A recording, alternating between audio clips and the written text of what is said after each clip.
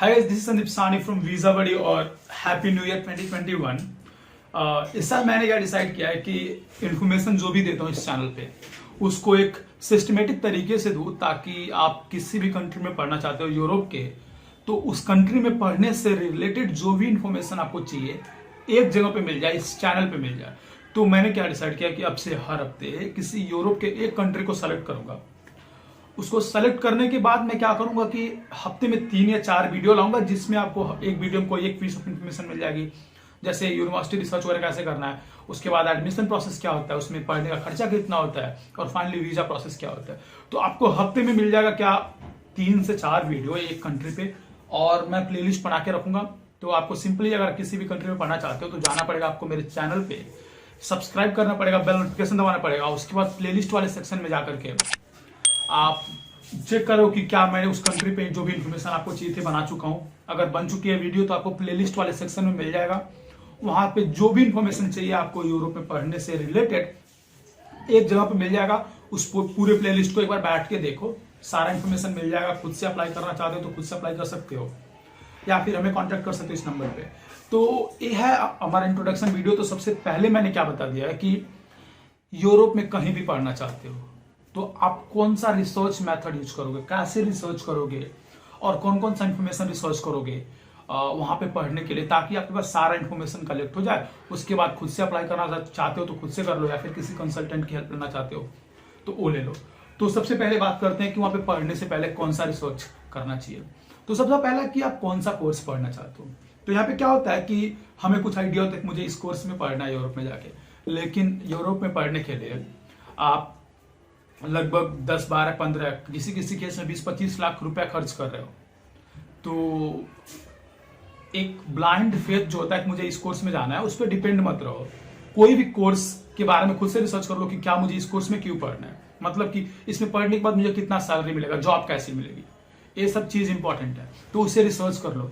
उसके बाद दूसरे नंबर पे बहुत सारे लोग बोलते हैं कि कंट्री मैटर करती है, राइट। तो यहाँ पे आपको रिसर्च करना है कि कौन से कंट्री में जाना है और क्यों जाना है। उसका 2 रीजन देखो, वहां पे पढ़ के मुझे वहां पे जॉब मिलेगा, पीआर का सीन कैसा है, और तीसरा देखो कि वहां पे अगर सेटल हो जाऊं तो जितना जॉब करके सैलरी जो कमाऊंगा उसमें मैं अच्छे से लाइफ जी पाऊंगा कि नहीं।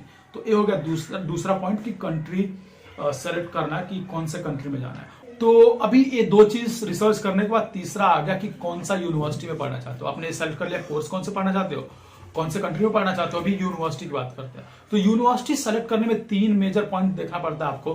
पहला होता है आपका कि वहां पे एडमिशन रिक्वायरमेंट क्या है और क्या आप उस एडमिशन रिक्वायरमेंट को मीट करते हो। दूसरा पॉइंट, अभी आप यहाँ पे देख लिया कि एडमिशन क्राइटेरिया अगर आप मीट करते हो, तो दूसरा देखो कि वहां पे ट्यूशन फी कितना है, और ट्यूशन फी के साथ साथ देख लो वहां पे जिस शहर में यूनिवर्सिटी है वहां पे रहने खाने का खर्चा कितना है। तो ये हो गया आपका दूसरा पॉइंट। और तीसरे पॉइंट पे आता है कि उस यूनिवर्सिटी का जॉब और प्लेसमेंट प्रोस्पेक्ट कैसा है। ये 3 मेजर पॉइंट होते हैं किसी भी यूनिवर्सिटी को सेलेक्ट करने का। तो यूनिवर्सिटी हो, कॉलेज हो, एडमिशन क्राइटेरिया आप मीट होने चाहिए, ट्यूशन फी आप अफोर्ड कर सकते हो, वहां रहने खाने का खर्चा कितना है वो देख सकते हो। उसके बाद आता है आपका वहां पे पढ़ने के बाद प्लेसमेंट कैसा है, मतलब लोगों को कितने % लोग प्लेस हो जाते हैं। तो ये हो गया तीसरा पॉइंट। तो मतलब आपके पास कोर्स सेलेक्ट हो गया, कंट्री सेलेक्ट हो गई कि यूनिवर्सिटी सेलेक्ट हो गया। अभी चेक करो कि डॉक्यूमेंट कौन कौन से रिक्वायरमेंट है, कि कौन कौन सा डॉक्यूमेंट आपके पास होना चाहिए वहां पे एडमिशन अप्लाई करने के लिए, एप्लीकेशन प्रोसेस क्या है, और वहां पे अप्लाई कर दो। तो इतना इन्फॉर्मेशन है, सिंपल सा 3 स्टेप प्रोसेस है। 3 स्टेप प्रोसेस में रिसर्च करने में आपको थोड़ा बहुत टाइम लगेगा। आप गूगल करोगे, गार्बेज वेबसाइट पे जाओगे जहां पे इतना सारा इन्फॉर्मेशन दिया है लेकिन कोई क्वालिटी इन्फॉर्मेशन नहीं होता है, तो उस पर डिपेंड मत करो। करने के बाद सीधा वेबसाइट गूगल करो, जिस भी यूनिवर्सिटी का उसको गूगल करो, उसकी वेबसाइट पे जाके ऑथेंटिक इन्फॉर्मेशन निकालो और वहां से उस इन्फॉर्मेशन को बिलीव करो, उस पे इन्फॉर्मेशन के लेके आगे बढ़ो। कि अगर आप किसी वेबसाइट पे जाते हो, पोर्टल्स वगैरह खुल गए, उन पे जाके इन्फॉर्मेशन निकालते हो तो वहां पे ऑथेंटिक इन्फॉर्मेशन नहीं होता, आपको मिसलीड किया जा सकता है। इसके बाद आपको डिसाइड करना है कि आप खुद से अप्लाई करना चाहते हो या फिर किसी कंसल्टेंट की हेल्प लेना चाहते हो। अगर आप कंसल्टेंट देख रहे हो तो हमें भी कांटेक्ट कर सकते हो, हमारा नंबर, या फिर किसी को कांटेक्ट करके उनसे पहले ये इन्फॉर्मेशन पूछ लो कि आपका कंसल्टिंग फी जो है टोटल कितनी है, और जितने भी पैसा आप खर्च कर सकते हो सबका इनवॉइस रखो और पता करो कहाँ कहाँ पे खर्च हुई है।